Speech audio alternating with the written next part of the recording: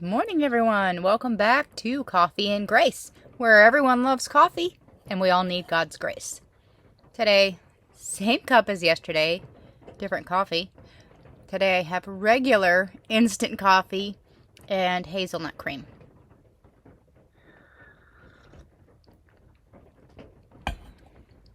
Anyway, I just tell you about the instant coffee thing because I was never, ever an instant coffee person. Instant coffee was gross. And I've always been kind of, I guess, what people would call a coffee snob. I love coffee. I've been drinking coffee since I was about 12 years old. And I had coffee every single day for most of 40 years. And so to back up a little bit, also, when I was younger, much younger, about 12, I figure that I guess I felt like I was a grown-up at 12. I also started smoking for, I'm not sure what reason. Neither one of my parents smoked, and it was not something that we did, but I did. And I ended up smoking for 25 years. And I was a Christian all this time. And it was just something that, it was an emotional comfort for me because I was very, very shy, and it gave me something to do, which is kind of weird, but that's what it did. And so one night I had a dream that the rapture happened, and I was going up in the sky to be with Jesus, and I looked back to get my cigarettes because I never left home without them. And so 14 years ago, I quit smoking. It was the hardest thing I've ever done in my life, but I did it. And anyways, so I had a similar thing happen with the coffee. I was having lots and lots of headaches all the time. I was just tired of having to have the coffee. It was a bad addiction. And then God was like, there ain't no coffee in heaven. And I was like, man, I need to break this habit. And so I did. I went one full day without any coffee, and I went a week of 1 cup a day.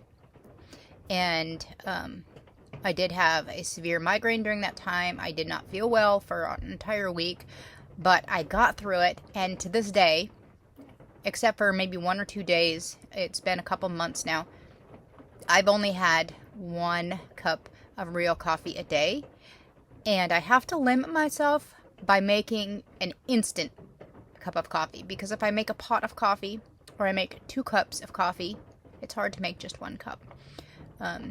Then I'll drink it all. I'll drink it because it's there. And so I've been making 1 cup of instant coffee in the morning, not always first thing in the morning. Sometimes I save it and I have it in the afternoon. Sometimes I'll get up and I'll have decaf coffee. And on occasion, I'll get up and not have coffee until afternoon. Anyway, so that's why the weird instant coffee thing. But it works for me. It's okay. I'm okay with that. At least I'm not addicted to it anymore. And I can go to heaven and I won't have withdrawal symptoms when I get there. Anyways, just want to say welcome back to Coffee and Grace. And we're going to continue on with our day 2 of 3 in our devotion that we had yesterday from the Bible app. And that's the YouVersion Bible app that I use. And the app is called Change a Day, Change Your Life. And it's from Rob Carman. And today's day number 2 says, begin each day with God. So it says, how we start our day can determine how our day will continue. Begin each day with God.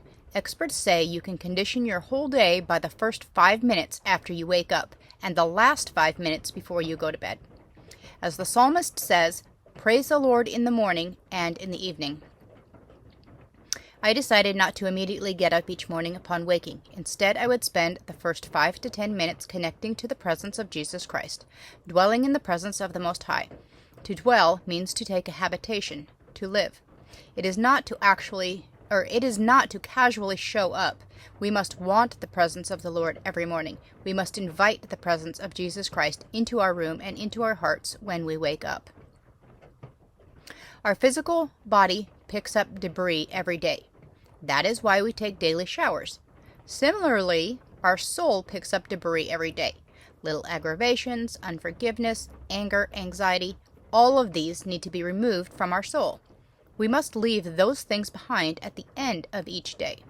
Changing the beginning and end of each day will change our days and change our lives. Planning each day is just as important. Good things seldom happen unless we think and work to make them happen.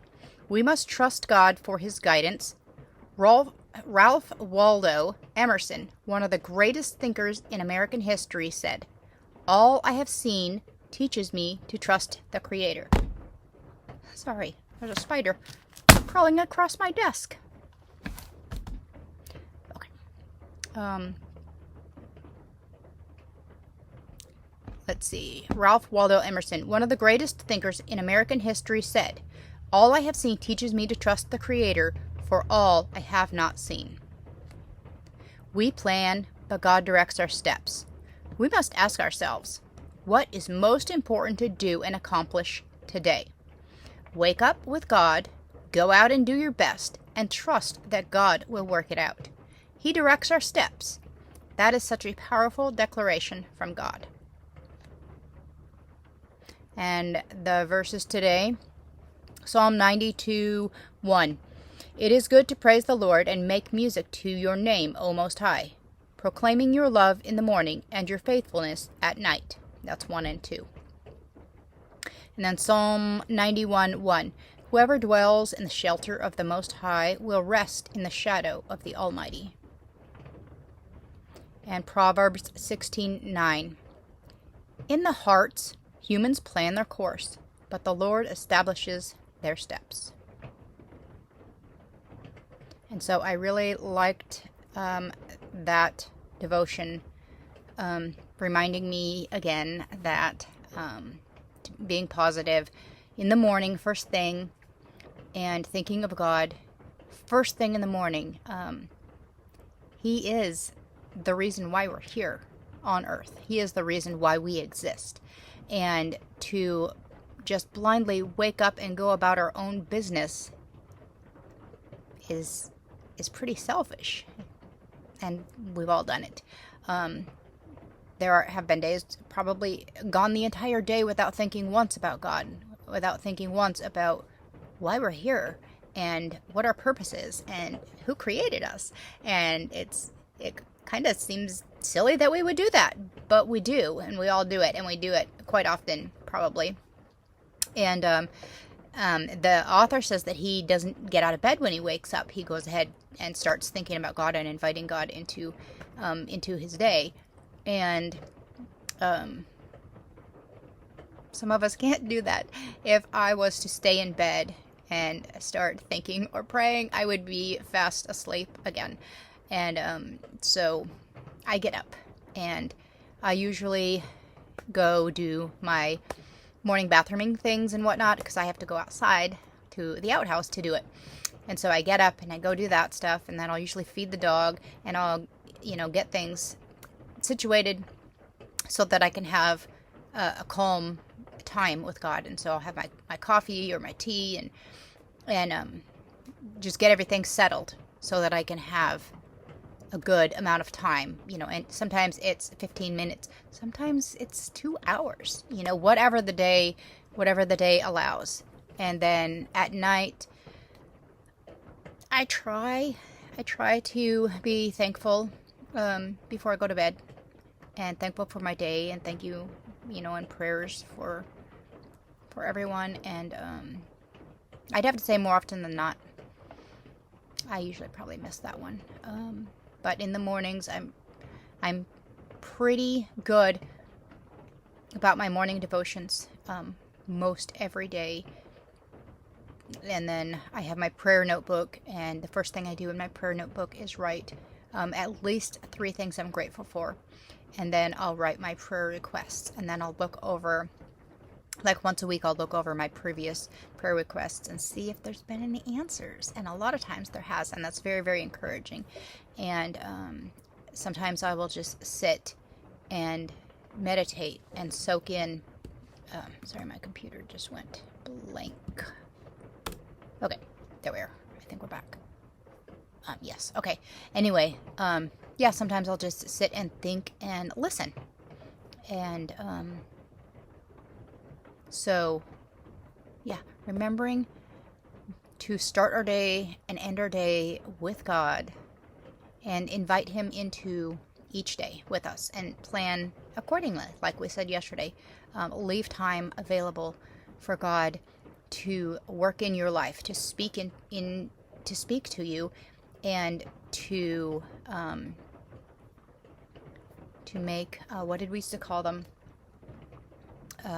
Little appointments, like little God appointments. Like if you're out doing something and He's like, "Hey, you should go do this."